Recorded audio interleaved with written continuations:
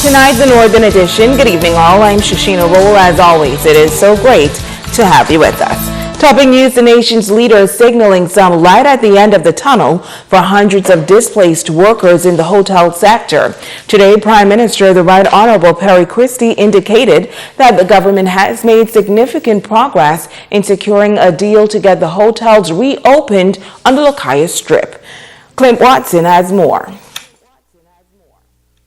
Grand Bahamians might not have to wait much longer to get back to work at the hotel strip in Lucia as government works around the clock to secure a buyer. And according to Prime Minister, the Right Honorable Perry Christie, good news is on the horizon. We are firing on all cylinders in Grand Bahama. We're talking to Hutchison Whampoa, we're talking to Sunwing. These were all players with memories. We're talking to other persons. We're talking to a man by the name of Paul Wynn, who is a potential buyer.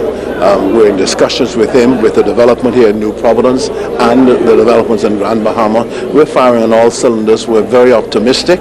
Mr. Christie says Grand Bahamians should feel confident in knowing that as he was able to negotiate a successful outcome recently for New Providence, he will do the same for the nation's city in the north. In fact, he spoke about a new investment coming to Grand Bahama. And I just want people to know when I said it about Bahama, I proved myself right. I'm saying it again. I'm optimistic about Grand Bahama. I'm optimistic about Freeport. I'm going to Freeport next week, I think, to sign with Carnival a $200 million development. Again, that is going to be triggering off a new development in East Grand Bahama, and it's going to happen. Mr. Christie says while there have been challenging times, not only in Grand Bahama but throughout the islands, he feels the country has turned the corner. The country poised for the development. We think there's going to be a big push forward in this country, and just move elections aside for the moment. The next 2-3 years in the Bahamas will be very good for the Bahamas, and young Bahamians will have the prospect of going to places like Exuma and Eleuthera and Abaco and getting jobs as they now do in Bimini. Clint Watson, ZNS Network News. Thank you, Clint. Well, as Grand Bahama's economy remains in recovery mode, many residents are still hoping that the world-famous International Bazaar would be revived. The once thriving shopping and entertainment center was not only popular with locals, but was also a major tourist attraction. The bazaar began to deteriorate following the storms of 2004 after the neighboring Royal Oasis hotels were shut down. Now, President of the Grand Bahama Chamber of Commerce, Mick Holding, addressed the issue during a recent interview with ZNS News. Without hotels in this part of the island, it's difficult to see the International Bazaar getting back to where it was, 12 years ago, 20 odd years ago when I first saw it. I first came to Grand Bahama on holiday in 1992, and I stayed at Princess Towers with my family and walked around International Bazaar every night, and it was a fantastic experience. It really was. It was probably the highlight of that vacation. To go into a different continent every night and have a different meal, and then look around the stores and sort of fantastic experience. And regrettably, since 2004 now, the International Bazaar has gone down and down and down. And one of the biggest problems, of course, is that the hotels that used to be the primary feeders into the International Bazaar no longer exist. Holding says the chamber remains focused on assisting its members, and he said they are also looking to increase the membership.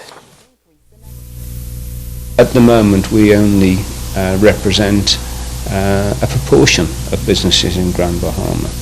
If we had a higher membership, then when we go to speak to other stakeholders, we have more strength. There's strength in numbers. And if we can go along and say we represent 1,000 businesses in Grand Bahama, that counts. We have a voice. So we're going to push membership. We're going to try and get more members so we have a bigger voice in the way things are done. In other news, it would appear that the mobile voter registration centers established throughout the island is making a difference. 9 centers were set up last month, and officials say so far the process has been smooth. Kimberly Mullings has an update. The voter registration process at the 3 centers in West Grand Bahama have been moving along steadily. Brenda Colebrook, Senior Deputy Administrator for the Western District, is pleased that Bahamians are taking advantage of them. We are doing everything possible to bring this service to the residents of West Grand Bahama to ensure that they have the opportunity to register so that they can take part in the upcoming electoral process. Our hours are convenient for persons who are at home during the day and for persons who may work in the city and then have to travel home at night.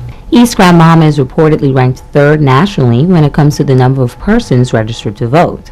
Former Administrator Alexander Williams is responsible for the constituency's registration centers.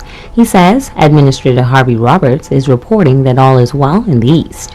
He's gone out to the neighboring settlements and has rendered assistance to the very old and senior persons who find it difficult to get out.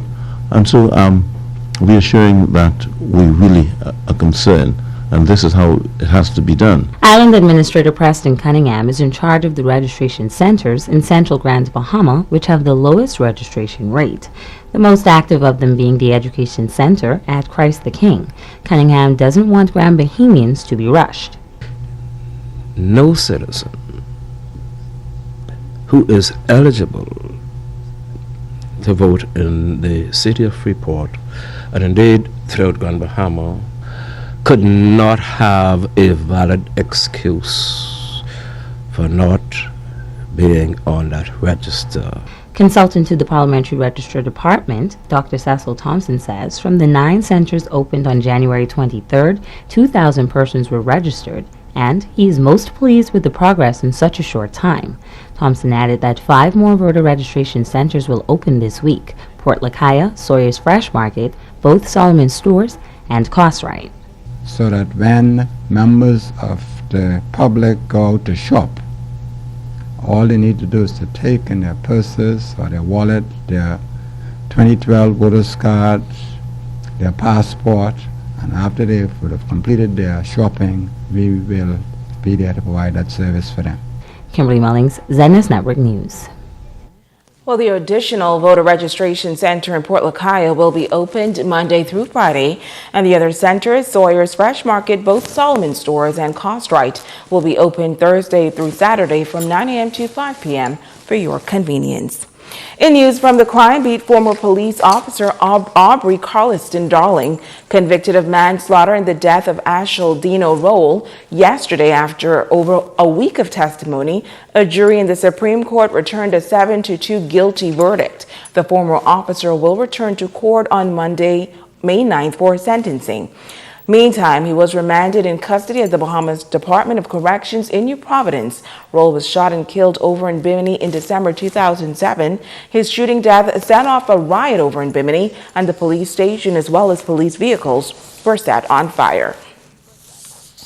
Police were called to Suffolk Lane in South Bahamia this morning to investigate the death of a young man. Police tell us that the male was discovered unresponsive, and when EMS personnel arrived, they reported that there were no signs of life. Our ZNS News team spoke with Inspector Teresita Pinder, who provided some additional details. Shortly after 8 a.m. this morning, police received a report of a sudden death. Upon arrival at the home in Suffolk Lane, South Bahamia, officers met a young male who appeared to be lifeless in his home. As it stands right now, the matter is a sudden death. A pathologist report will have to determine the exact cause of death. The police are actively investigating this matter. Now, an autopsy will be performed to determine the exact cause of death. Stay with us, there's more news right after this.